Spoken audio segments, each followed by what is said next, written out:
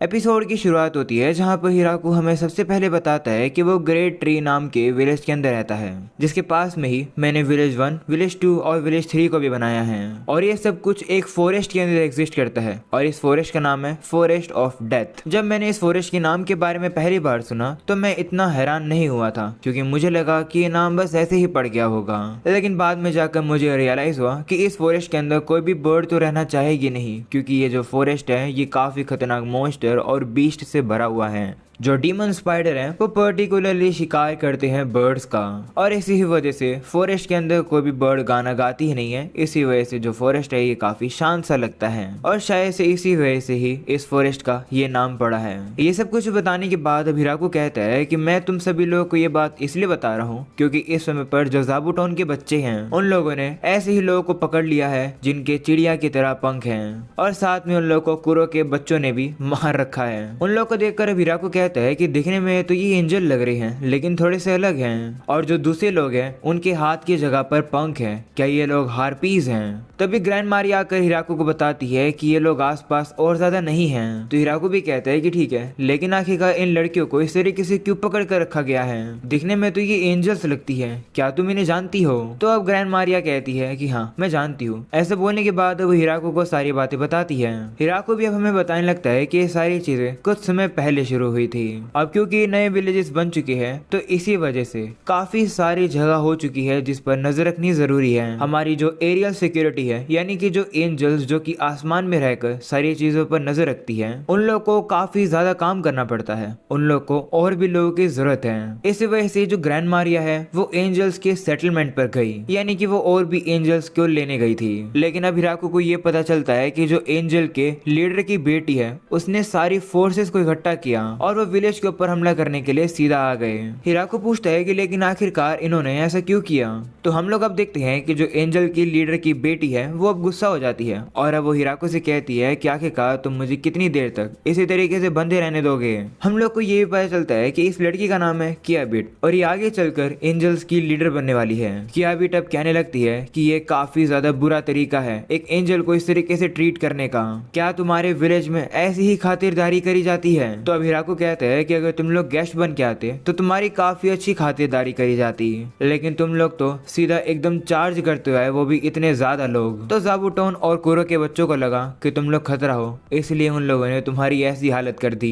जिस पर अब कियाबिट कहती है कि लेकिन हम लोग तुम्हें कोई भी नुकसान नहीं पहुंचाना चाहते हैं। तो हिराकू कहता है कि ऐसी बात है तो तुम इस तरीके से चार्ज करते हुए क्यों आ रही थी? जिस पर वो कहती है कि इससे मैंने अपने लोगों की प्राइड को बचाया है। हम लोग एक काफी वर्चुअस जाति है और काफी सारे लोग हमें वर्शिप करते हैं, लेकिन हमारी एक साथी जो कि ग्रैंड मारिया है उसे यहाँ पर काफी ज्यादा बुरी तरीके से रखा जा रहा है। ये सुनकर हिराकू भी अब ग्रैंड मारिया से कहता है कि ऐसा कुछ है क्या? जिस पर अब ग्रैंड मारिया कहती है कि ऐसा है भी और ऐसा नहीं भी।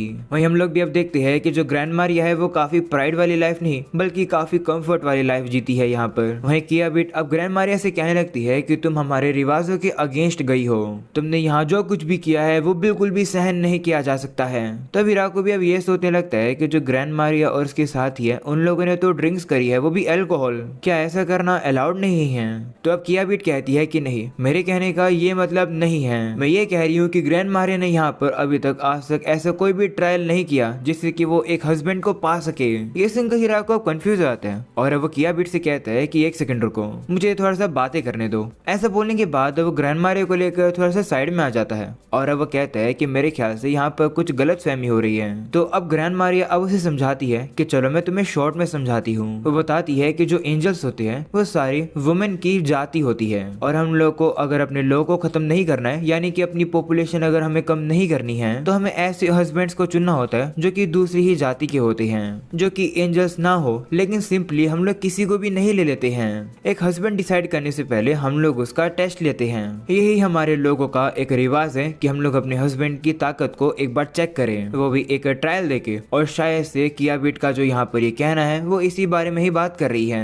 तो हिराकू भी कहता है कि ठीक है मैं समझ गया, लेकिन आखिरकार वो ऐसी बातें क्यों कर रही है। तो ग्रैंड मारिया कहती है कि जो टिया है और जो मे है वो यहाँ पर रह रहे हैं, यहाँ पर काफी सारे इंसान है, पर फिर भी हम लोगों ने उनके ट्रायल्स नहीं लिए हैं। तो ये सुनकर हिराकू कहता है कि ओह, तो इस वजह से ये इतनी गुस्सा हो गई थी और सीधा इस तरीके से चार्ज कर रही थी। अगर ऐसी बात है तो क्यों ना हम लोग किया बिट को सिचुएशन अच्छे से समझा दें। तो ग्रैंड मारिया कहती है कि मुझे नहीं लगता कि अगर हम लोग सच भी बोलेंगे तो वो मानेगी। बाकी लोग तो मान भी सकती है, लेकिन वो तो कुछ ज्यादा ही जिद्दी है, वो तो मानेगी ही नहीं। ये सुनकर हिराकू कहता है कि अगर ऐसी बात है तो लगता है कि मुझे ही कुछ करना पड़ेगा। इसके बाद अब हिराकू सभी लड़कियों को नीचे उतारता है और कहता है कि तुम लोगों ने जो भी कुछ किया है वो हमारे विलेज के ऊपर एक हमले की तरह था, और अब क्योंकि तुम सभी लोग को कैप्चर कर दिया गया है तो हमारे पास ये हक है कि हम लोग तुम्हारे साथ वो कर सकते हैं जो हमारी मर्जी हो, लेकिन हम लोग तुम्हारे साथ बुरा तभी करेंगे जब तुम लोग हमारे सही में दुश्मन होगे। अगर तुम सभी लोग अपनी गलतियों को मान लेते हो और तैयार हो जाते हो कि अगर तुम लोग ग्रैंड मारिया के अंडर सर्व करोगे तो मैं तुम सभी लोगों को माफ कर दूंगा। ये सुनकर सभी हार्पीस सब डर जाती है और अब वो कहती है कि ठीक है हम लोग ग्रैंड मारिया के ऑर्डर्स को ही मानेंगे। वहीं पर हम लोग अब देखते हैं कि अभी भी किया बिट को उतारा नहीं गया है और अब उन्हीं हार्पीस से कहती है कि तुम इस तरीके से साइड चेंज नहीं कर सकती हो, लेकिन हार्पीस तो अब हिराकू की साइड ही रहती है। इसके बाद अब हिराकू अब बाकी के एंजल से भी कहता है कि तुम लोग अब क्या करोगे, लेकिन अब वो लोग तो कोई भी जवाब नहीं दे रहे होते हैं, जो देखकर ग्रैंड मारिया भी अब हिराकू से कहती है कि ये सभी लोग काफी हेजिटेट कर रहे हैं अपने लीडर यानी कि किया बिट के अगेंस्ट जाने में। भले ही ये दिखता ना हो, लेकिन किया बिट एक दिन इन लोग के लीडर बनेगी।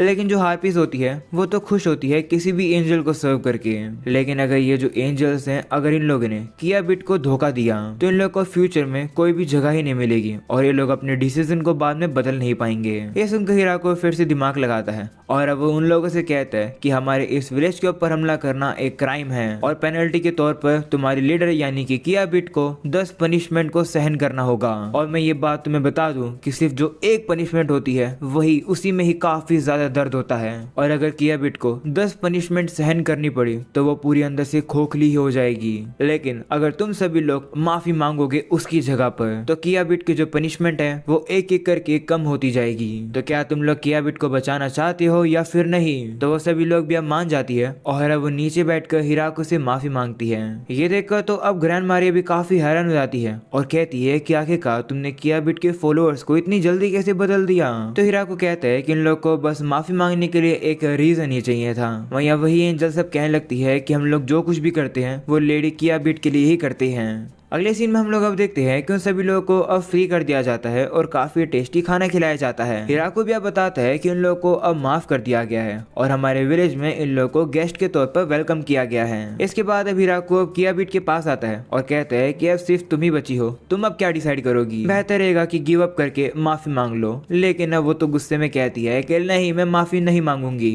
मुझे पूरा विश्वास है कि तुमने इसी तरीके से टिया और बाकी सभी लोगों को भी अपने वश में किया होगा। उसकी बात सुनकर हिराकू कहता है कि ये तो सही में काफी ज्यादा जिद्दी है। तो अब ग्रैंड मारिया हिराकू से कहती है कि लो फिर अब एक ही ऑप्शन बचा है, क्या आप एंजल्स का ट्रायल दोगे? किया बिट को मनाने के लिए आपको ये करना ही होगा। वहाँ पर किया बिट भी अब हिराकू से कहने लगती है कि तुम्हारे जैसा एक पर्सन कभी भी उन ट्रायल्स को सहन ही नहीं कर पाएगा। वहीं अब ग्रैंड मारिया हिराकू से कहती है कि आपको इस अपॉर्चुनिटी का यूज करके ट्रायल को पास कर देना चाहिए, फिर किया बिट बाद में कोई भी कंप्लेन ही नहीं कर पाएगी। तो हिराकू कहता है कि ठीक है, लेकिन ये मत कहना कि उस ट्रायल के अंदर उड़ना या फिर फ्लाइंग मॉन्स्टर भी इन्वॉल्व है। तो ग्रैंड मारिया कहती है कि ऐसा कुछ नहीं होगा, लेकिन मुझे पूरा भरोसा है कि आप ट्रायल को जरूर पास करोगे। तो अब अगले सीन में हम लोग अब देखते हैं कि हिराकू ट्रायल देने के लिए आ जाता है। वो अब किया बिट से कहता है कि आखिरकार ये ट्रायल किस चीज का है। तो किया बिट भी कहती है कि ठीक है, मेरे बताने के बाद डर मत जाना। वो बताती है कि जो एंजल्स का ट्रायल है वो 5 पार्ट के अंदर आता है। पहला टेस्ट काफी सिंपल होने वाला है। पहला टेस्ट है तुम्हारे पैसों का, कि तुम कितने अमीर हो। तुम्हें हम एंजल्स को 777 गोल्ड कॉइन डोनेट करने होंगे। ये सुनकर तो हिराकू कहता है कि ये तो बहुत ही ज्यादा है, क्या मैं तुम्हें गोल्ड कॉइन की जगह कोई और आइटम दे सकता हूँ जिसकी उतनी ही कीमत हो? तो वो कहती है कि हाँ ऑफ कोर्स तुम दे सकते हो, लेकिन मुझे पूरा भरोसा है कि इस विलेज के अंदर ऐसा कोई आइटम होगा ही नहीं जिसकी इतनी वैल्यू हो। ये सुनकर हिराकू अब टेबल पर गोल्गो स्टोन को रख देता है, जो देखकर किया बिट काफी हैरान हो जाती है क्योंकि उसकी कीमत तो 1000 गोल्ड कॉइन है। वहीं हिराकू कहने लगता है कि मेरे पास तो और भी सामान है जो कि मैं रख सकता हूँ तुम्हारे सामने। वहीं पर कियाबिट तो अब गोल को स्टोन को ही रख लेती है और कहती है कि इससे बात बन जाएगी। जिसके बाद अब कियाबिट कहती है कि जो अगला टेस्ट है वो होने वाला है समझदारी का। ऐसा बोलकर अब वो बताती है कि सामने काफी सारे पत्थर रखे हैं और हम लोग बारी बारी पत्थर को उठाएंगे और जो भी एकदम लास्ट में पत्थर उठाएगा वो हार जाएगा। एक बारी में तुम 1, 2 या 3 कितने भी स्टोन उठा सकते हो, लेकिन हर बारी में तुम्हें स्टोन्स को उठाना ही होगा। 3 से ज्यादा तुम नहीं उठा सकते हो और जिसके हाथ में आखिरी पत्थर बचेगा वो इस मैच को हार जाएगा।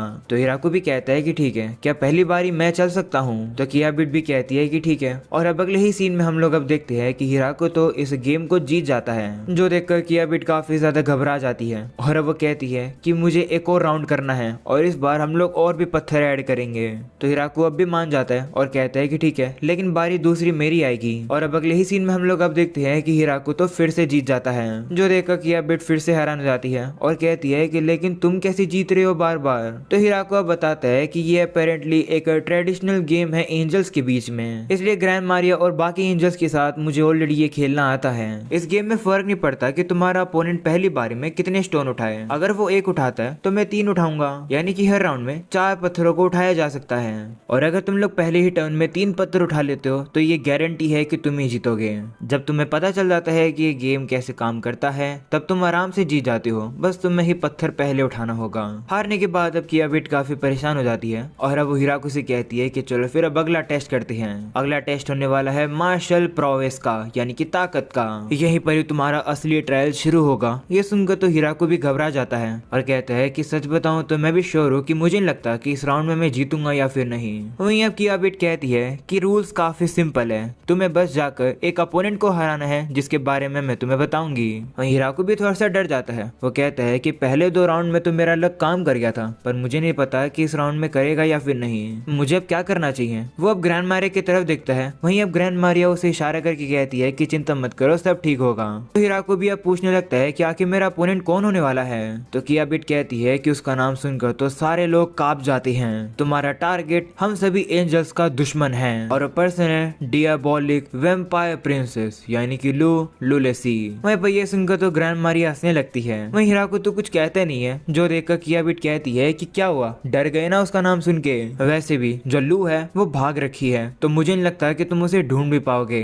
क्यों ना तुम अब सीधा गिव अप ही कर दो। तभी अचानक से हिराकू लू यानी कि अपनी वाइफ को वहां पर ले आता है और कहता है कि लो ये रही वो। वहीं लू भी अब हिराकू से कहती है कि तुमने मुझे यहाँ पर क्यों बुलाया है। तो हिराकू कहता है कि रेडी हो जाओ, जिस साइड में उंगली करूंगा उस साइड मत देखना। लेकिन अब हिराकू जिस साइड उंगली करता है लू उसी साइड ही देख लेती है और इसकी वजह से वो हार जाती है, जो देखकर अब कियाबिट फिर से काफी ज्यादा हैरान हो जाती है और कहती है कि अगर ऐसी बात है तो चलो अब तुम्हारा चौथा टेस्ट शुरू होता है। इसमें देखी जाएगी तुम्हारी एबिलिटी को नेगोशिएशन करने की। तुम्हें जाकर इम्पॉसिबल गेट कीपर ड्रैगन से डील करनी है, जो कि गुरु ग्रंथ माउंटेन में रहता है।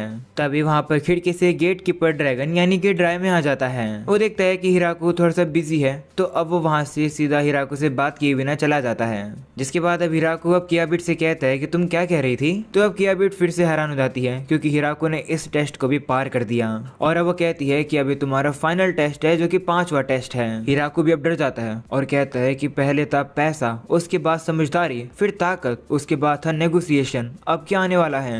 जिस पर कहती है कि ये बारी होने वाली है तुम्हारी किस्मत की। इस कॉइन पर जो विंग बने हुए हैं उसका मतलब है हेड और जो तलवार है उसका मतलब है टेल्स। अगर कॉइन में हेड आता है तब तुम जीतोगे और अगर टेल्स आता है तो मैं जीतूंगी। तो हिराकू भी तैयार हो जाता है। वो सोचता है कि इस टेस्ट में मैं कुछ भी नहीं कर सकता हूँ, बस मुझे प्रे ही करना होगा। इसके बाद अब कॉइन जैसे फ्लिप होके नीचे गिरता है सीधा हेड आ जाता है, यानी कि हिराकू जीत जाता है। लेकिन अब कियाबिट तो उस सिक्के को उठाकर उल्टा कर देती है और कहती है कि अरे नहीं, तुम तो हार गए क्योंकि टेल्स आया है। ये देखकर हिराकू से कहता है कि तुम तो चीटिंग कर रही हो। जिस पर कहती है कि ऐसे कुछ नहीं, मेरा तो बस हाथ भिड़ गया था। तभी अचानक से टिया वहां पर आ जाती है, जो कि अपनी मैजिक का यूज करके कॉइन को फ्लिप करके हिराकू को जिता देती है और अब वो गुस्से में आकर इस कॉइन को काफी जोर से जमीन में धसा देती है। और अब वो कियाबिट से कहती है कि अब हिराकू जीत गया है, लेकिन अब वो कहती है कि ये तो रूल्स के खिलाफ है। तो टिया गुस्से में आकर कहती कहती है कि क्या कोइन की तरह मैं तुम्हारी हालत भी ऐसे ही कर दूं। तो अब किया बिट भी अब डर जाती है और कहती है नहीं रहने दो। अगले सीन में हम लोग अब देखते हैं कि रात हो जाती है। टिया भी हिराकू से कहने लगती है कि मुझे पता था कि अगर मैं यहाँ पर होंगी तो किया बिट थोड़ी सी अजीब बिहेव करेगी, इसी वजह से मैं थोड़ा सा दूर खड़ी होकर सब देख रही थी। दूसरी तरफ किया बिट तो काफी ज्यादा उदास हो जाती है और कहती है कि ये मेडल तो निकल ही नहीं रहा है, ये मेरे लिए काफी इम्पोर्टेंट था। वहीं टिया हिराकू से कहने लगती है कि इसके पीछे एक कारण है कि किया बिट इन ट्रायल्स के लिए इतनी ज्यादा जबरदस्त क्यों है। किया बिट की जो मदर थी उन्होंने ट्रायल्स को सिंप्लीफाई कर दिया जिससे कि किया बिट की मदर एक ऐसे आदमी से शादी कर सके जिसका स्टेटस काफी लो था। उसके बाद जितने भी लोग थे उन्होंने किया बिट की मॉम के पीठ पीछे काफी बुरी बुरी बातें कही उनके बारे में। किया बिट भी हिराकू के पास आकर कहती है कि मेरे बिहेवियर के लिए मुझे माफ कर दो। तो हिराकू भी कहता है कि कोई बात नहीं, अब तुम्हारा स्वागत है हमारे विलेज में गेस्ट के तौर पर। वहीं अब ग्रैंड मारिया उस मेडल को निकालकर अब किया बिट को दे देती है। अगले सीन में हमें पता चलता है कि किया बिट और उसके साथी हैं वो अभी के लिए विलेज 1 में रुकने का डिसाइड करती हैं। हिराकू बताता है कि नॉर्मल कंडीशंस में जो किया बिट है वो काफी कंपोज्ड रहती है, जो कि काफी सरप्राइजिंग बात है। और वो हमें काफी ज्यादा अच्छी एडवाइस भी देती है कि हम लोग बॉर्डर्स को किस तरीके से सिक्योर कर सकते हैं। पर जब वो ज्यादा ड्रिंक कर लेती है तब वो काफी ज्यादा एक्साइटेड हो जाती है। लेकिन कोई बात नहीं, वो कोई भी परेशानी खड़ी नहीं करती है तो अच्छी बात है, सब कुछ ठीक चल रहा है। अगले सीन में हम लोग अब देखते हैं कि जो ग्रैंड मारिया है वो हार्पीस को अच्छे से ऑर्डर देती है और कहती है कि अपनी जाकर पोजीशन ले लो। तो वो भी अब चली जाती है। ये देखकर टिया भी कहने लगती है कि इनकी मदद मिलने के बाद अब काफी ज्यादा इजी हो चुका है आसमान से पेट्रोलिंग करना। तो ग्रैंड मारिया कहती है कि हाँ, लेकिन सिर्फ हमें यही नहीं मिला है, हिराकू इन्हें यहाँ से भेज सकते थे लेकिन उन्होंने डिसाइड किया इन्हें यहीं पर रखने की। वो काफी कमाल के हैं, अब हमारी साइड काफी ज्यादा नंबर्स और बढ़ चुके हैं।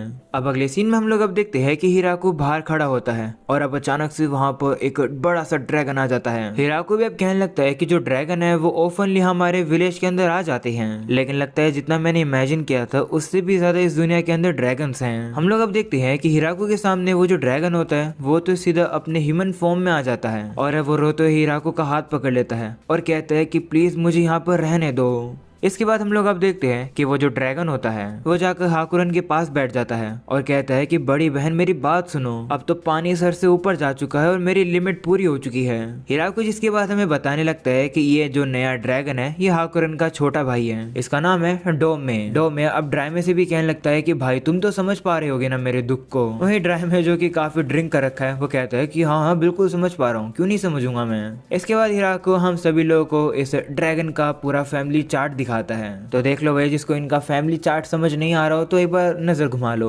डोमे काफी परेशान होकर अपने भाई बहन से कहता है कि तुम लोग मेरी बात को सुनते हो लेकिन समझते नहीं हो, हर दिन मुझे मौत का सामना करना पड़ता है। ये सुनकर तो हिराकू भी कहता है कि क्या ड्रैगन्स को भी किसी चीज से डर लगता है, आखिरकार ये क्या चीज होगी। तभी वहाँ पर अचानक से हल्का सा भूकंप आने लगता है और अब डोमे कहता है कि वो तो यहाँ पर ही आ गई। हम लोग अब देखते हैं कि जिसकी वो बात कर रहा था वो अब सीधा विंडो के बाहर आ जाती है। वो चीज एक बड़ी सी ड्रैगन होती है और अब अचानक से वो भी अपने ह्यूमन फॉर्म में आ जाती है। इसके बाद अब ये लड़की अंदर आ जाती है। हमें पता चलता है कि इस लड़की का नाम है क्योन और ये डोमे की मंगेतर है, यानी कि आगे जाकर ये डोमे से शादी करेगी। उसे देखकर हिराकू कहता है कि मुझे तो लगा था कि कोई खतरनाक सा दुश्मन आने वाला है, लेकिन ये तो काफी फ्रेंडली सी है। लेकिन अब हिराकू देखता है कि जो डोमे है वो तो काफी डरा सा हुआ है। वो सोचता है कि लेकिन इससे डरने वाली क्या बात है। क्यूएन अब डोमे से भी कहती है कि आखिरकार आप इतने घबराए क्यों हुए हो, पर अब वो तो इतना डरा हुआ होता है कि वो तो कोई भी जवाब ही नहीं दे पा रहा है। तो अब क्यूएन कहती है कि लगता है कि आप मुझे देखकर इतना खुश हो गए हो कि आप कुछ बोल ही नहीं पा रहे हो, कम से कम जवाब तो दो। ये बात वो अब काफी गुस्से में कहती है। तो अब डोमे भी कहता है कि हाँ मुझे काफी खुशी हो रही है तुम्हें देखकर।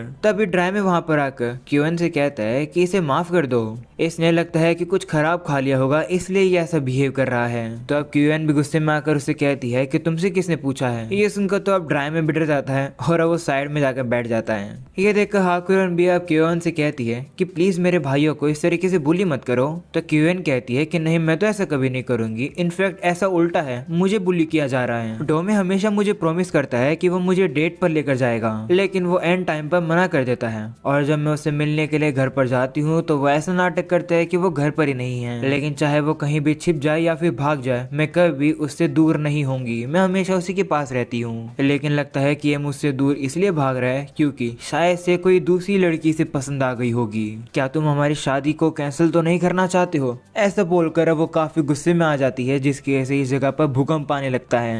और अब इससे पहले चीजें बुरी हो सके हिराकू डर जाता है और वो कहता है कि 1 मिनट रुको। ऐसा बोलकर अब वो क्यूएन से कहता है कि मुझे डोमे से कुछ बात करनी है। तो क्यूएन कहती है कि कर लो फिर यहीं पर, मैंने कब रोका है। तो हिराकू कहता है कि नहीं, ये लड़कों के बीच की बात है और चिंता मत करो, मैं तुम लोग की सिचुएशन को हैंडल कर लूंगा। ऐसा बोलकर हिराकू अब डोमे को लेकर बाहर आ जाता है और इससे पहले कि हिराकू उससे कुछ बोल सके डोमे वहां से भागने की कोशिश करता है, लेकिन हिराकू उसे पकड़कर कहता है कि भागो मत। आखिरकार तुमने कितनी बार भागने की कोशिश कर ली होगी, क्या तुम कभी भाग भी पाए हो? इस तरीके से भागने से कुछ भी नहीं होगा। तो अब डोमे भी रुक जाता है। वहीं अब हिराकू अब कहने लगता है कि हम सिर्फ थोड़े समय के लिए मिले हैं, लेकिन क्योंकि खतरनाक है ये चीज को मैं सेंस कर पा रहा हूँ और मुझे पूरा भरोसा है कि तुम उससे कभी भी भाग नहीं पाओगे। क्या वो तुमसे जबरदस्ती शादी कर रही है या फिर शादी में वो तुमसे कुछ शर्तें रख रही है? तो वो कहता है कि नहीं, ऐसा कुछ नहीं है। तो अब हिराकू कहता है कि तुम गिव अप कर दो, जिस समय पर तुम उससे पहली बार मिले तभी वो तुम्हारी बन गई थी, तुम उससे भाग नहीं सकती हो, तुम्हें इस बात को एक्सेप्ट करना होगा, लेकिन इतनी जल्दी होप को खो देना अच्छा नहीं है। तुम्हें अपने रिलेशनशिप में ऐसी कुछ शर्तें रखनी होगी जो कि तुम दोनों के लिए ही काम करे। जैसे कि तुम उसे जाकर कह सकते हो कि तुम्हें उसके बारे में ये चीज पसंद नहीं है और वो उस चीज को करना बंद कर दे। अगर वो ऐसा करेगी तो तुम्हारा माइंड इजी हो जाएगा और चीजों को फिक्स करना भी आसान हो जाएगा। तो डोमे कहता है कि नहीं, कभी भी वो इस बात पर एग्री ही नहीं करेगी। तो हिराकू कहता है कि क्या तुमने कभी उससे पूछने की भी कोशिश करी है? तो डोमे कहता है कि नहीं, जिस पर अब हिराकू कहता है कि हाँ, इसलिए अब हेजिटेट करना बंद करो और एकदम मर्द बनकर उसका सामना करो। जिस पर अब डोमे कहता है कि लेकिन उसके आमने सामने बैठकर बात करना नियरली इम्पॉसिबल है मेरे लिए। तो हिराकू कहता है कि अगर ऐसी बात है तो अपनी सारी फीलिंग्स को इन कागजों पर लिख दो,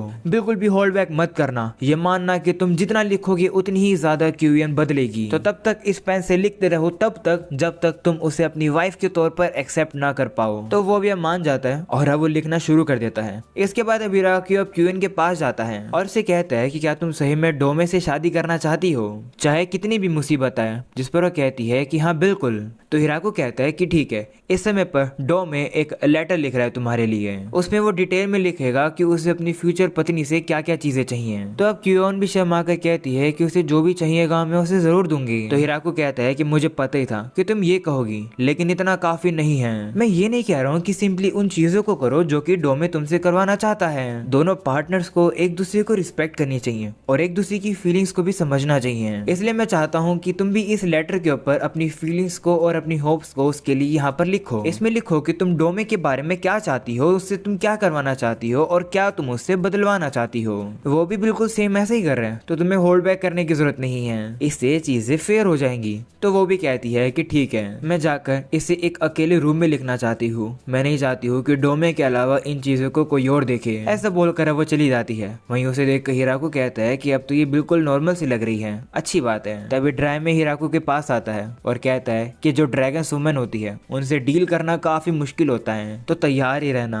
ये सुनकर हाकुरन अब ड्राई से कहती है कि तुम्हारे कहने का क्या मतलब है? तो अब ड्राई में भी गुस्सा हो जाता है और कहता है कि नहीं नहीं, मैं तो कुछ नहीं कह रहा उसे। अगले सीन में हम लोग अब देखते हैं कि उन्हें लिखते लिखते रात हो जाती है, जहाँ पर क्यूएन लेटर में डोमे के लिए लिखती है कि मैं तुम्हारे साथ बाहर जाना चाहती हूँ, मैं चाहती हूँ कि तुम मेरे हाथों का बना हुआ खाना खाओ। दूसरी तरफ अब डोमे भी ऐसे कर रहा होता है, वो लेटर में लिखता है कि सच बताऊं तो तुमसे मुझे डर लगता है। और अब अगले सीन में हम लोग को अब अगली सुबह का सीन दिखाया जाता है, जहाँ पर क्यूएन ने अपने लेटर को बिल्कुल सजा कर दे दिया है। उसे कहती है कि मेरी तुमसे ये होप है। वहीं लेकिन हम लोग दूसरी तरफ डोमे को देखते हैं, जिसने एक लेटर नहीं बल्कि काफी सारे लेटर लिख दिए हैं और अब वो उन्हें क्यूएन को देखकर कहता है कि प्लीज इन्हें पढ़ लेना। ये सब कुछ अब देखकर हिराकू कहता है कि चीजें अब सही डायरेक्शंस में जा रही हैं। हिराकू अब बताता है कि इसी तरीके से ये लोग अपने लेटर्स को एक्सचेंज करते रहे और धीरे धीरे करके इन लोग के बीच की चीजें अब ठीक हो गई और अब इनके जाने के समय पर ये लोग एक साथ वापस गए। ये देखकर हाकुरन भी अब हिराकू से कहती है कि लगता है कि तुम्हें काफी परेशानी हुई इन लोग की वजह से। तो हिराकू कहता है कि हाँ हुई तो, लेकिन अच्छी बात यह है कि इन लोग की मदद हो गई। तो हाकुरन कहती है कि आखिर तुम डोमे के अगेंस्ट इतने ज्यादा सिंपैथी क्यों दिखा रहे थे? तो हिराकू कहता है कि मुझे तो बस क्यूएन की टेंशन हो रही थी कि वो उसके साथ क्या करती, और वैसे भी वो तुम्हारा भाई था तो मुझे तो उसकी मदद करनी ही थी। ये सुनकर हाकुरन भी इम्प्रेस हो जाती है और अब वो हिराकू से कहती है कि शायद से मैं भी तुम्हारे लिए एक लेटर लिखूंगी। तो हिराकू कहता है कि लेकिन तुम उसमें मुझसे क्या डिमांड करोगी? जिस पर वो कहती है कि वो तो तुम्हें उस लेटर को पढ़ने के बाद अपने आप ही पता चल जाएगा।